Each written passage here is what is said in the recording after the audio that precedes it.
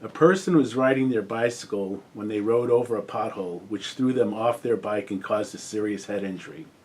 Do they have a case, and against whom? Well, if the accident occurred on a public road, as most of them would in these cases, the claim would be against the public entity. And while this isn't part of the question, you need to know that filing a claim against the public entity has a very different time constraint than filing a claim against a private person or private entity. You have to comply with the requirements, which means you have to file a claim in the state of California within 6 months. And you have to file it properly and with the right entity within 6 months of the date of the accident. And then you have to go further, and within 45 days after filing that claim, or you're going to get a rejection. Or you might get a rejection even sooner than that. From the date that you get that rejection, or if they don't reject, you have another 45 days. Then you have to file a lawsuit within 6 more months. So basically you have to file that lawsuit within about a year's time from the date of the accident, or within 6 months from the date that your claim has been rejected. Now, do you have a claim against the public entity? That's not an easy one to present.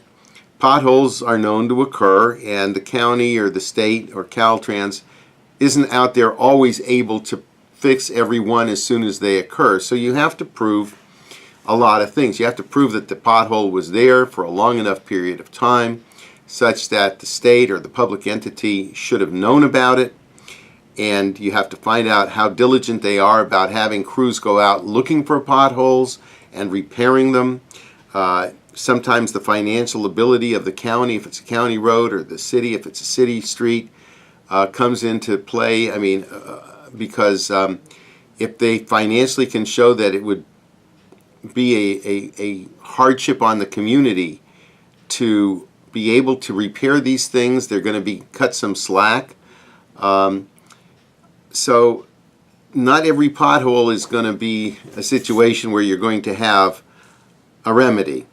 If you can show that that the governmental entity has not been diligent and not acted appropriately and not exercised appropriate control within its financial budgetary constraints to inspect and repair these kinds of problems, and if you can show that the pothole itself was a material enough deficient or defective condition or situation, then you might have a claim. Of course, they're going to argue that there may be some comparative fault on your part for not paying attention to where you're going. If you'd been looking where you were going, you might have seen it, been able to avoid it. So there's a lot of factors that come into play. Claims against governmental entities are always more difficult than against private entities or private individuals.